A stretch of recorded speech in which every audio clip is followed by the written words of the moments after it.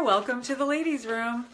Hopefully I have good connection today. I just got a message that the connection's not great, so we're gonna try to go for it here. Also, I have Dante home from school with a stomach bug, and so he's promised he's gonna stay downstairs. So actually the topic for today is pretty appropriate. I wanted to talk today about sort of switching hats from being, the ever-loving mommy to the lover, wife, girlfriend. Hey, thanks for coming out. We have the full pet menagerie in here today too, as always. So thanks so much for coming out. And hang on, I'm gonna put the one dog outside here. All right, so I wanted to just talk a little bit today. I have been a mother for, let's see, Mel's going to be 28 in May, so I've been a mom for a long time. I'm still pretty much in the trenches, even though my youngest is 10. He has special needs, and so that, consumes a lot of my energy. I have my two youngest daughters, Addie and Lily home. They are 15 and 17, so they're, pretty much self-sufficient, but some days, being a mom still can make me feel a little bit bogged down, like today, a little bit. We're going on day 2 being inside and, start to feel a little bit like the mother cave dweller. And yeah, here you have a relationship that you want to keep alive and thriving and passionate. So I just wanted to share some of the things that I do that help keep my relationship with Richard successful, as we are, in, day out parenting, taking care of a home, working, all that good stuff. Hey, Mom. Mom's a big fan. So one thing that we definitely make an effort to do every day, didn't happen this morning because Dante was up really early, but depending whether, you're sort of morning people, night people, or if one of you can be a little flexible, we definitely make a conscious effort to, for us, it's morning. So, nighttime, I fall into bed. I'm like, don't touch me. Don't talk to me. Nobody else asked me for anything. Leave me alone. I'm resting.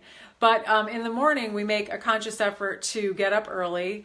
And we actually put a coffee maker in our room so we can actually have the coffee and catching up time in the morning. That is a huge sustainer of our connection in our relationship. So I highly recommend making that time. Just a little bit of time each day. It doesn't even have to be much. Maybe 10 minutes before you just sort of start going your separate ways.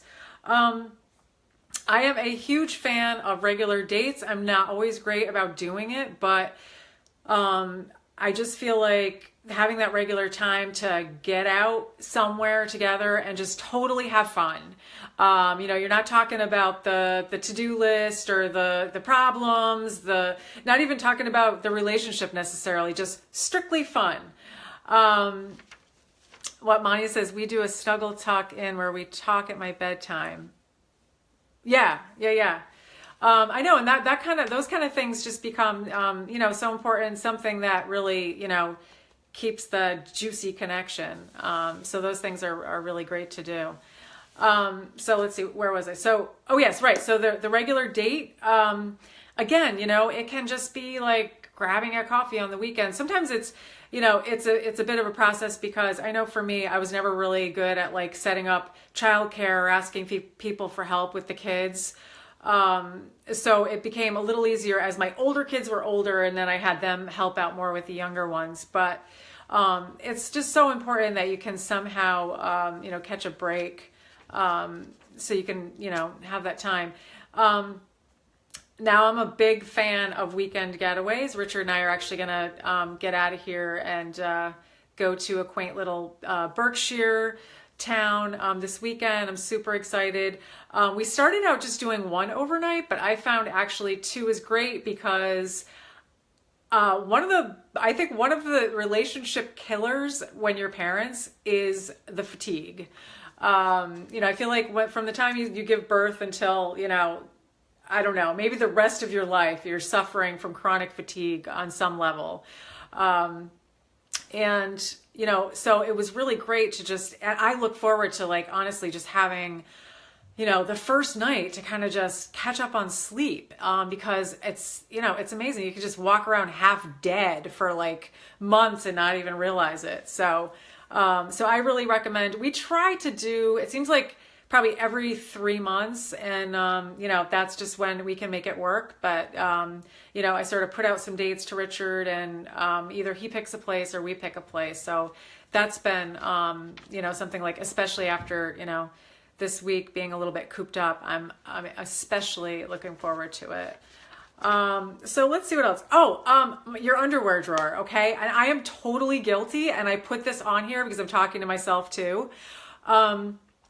My kids always tease me, and, they say I have like the granny panty drawer, and you know what, they're kind of right. I was actually going to take you in there, but I had to close the door to sort of keep the noise out. But I'm definitely due to get some new underwear. So, it doesn't have to be any sort of crazy, wild, sexy underwear, whatever you think of as sexy, but definitely some new underwear in your repertoire, I think. Any of those little things that sort of, make you feel a little sexier, like underwear is one of them for me. I know sometimes, I'll just... I forgot to bring up my little wool slipper. So a lot of times in the winter, especially, I'll kind of be like, scuffing around here in my slippers, but it's super fun sometimes when I actually just put on some shoes, get some nice little zip up boots with some heels going on. It just sort of gives you that little boost because, it's great to be a mom. It's so it's just so enriching and so fulfilling. But it's also nice to sort of, slip into that, sexy woman role too, and can be just so vital for your relationship.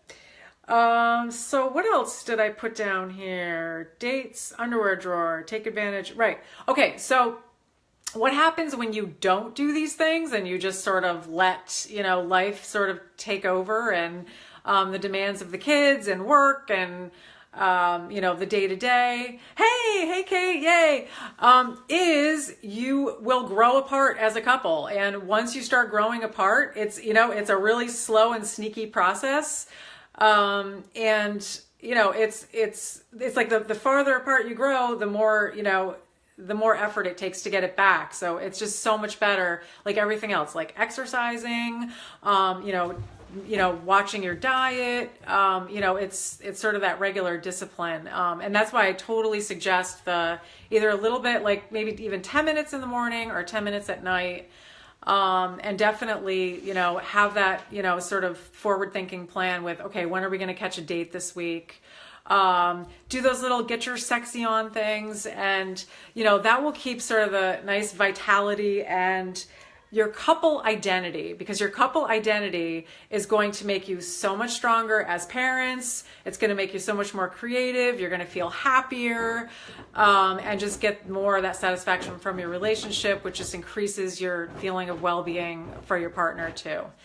So there you go. There's some ideas. I'd love if you guys got some more ideas, some things that work for you. I'd love to have you share them in the comments below.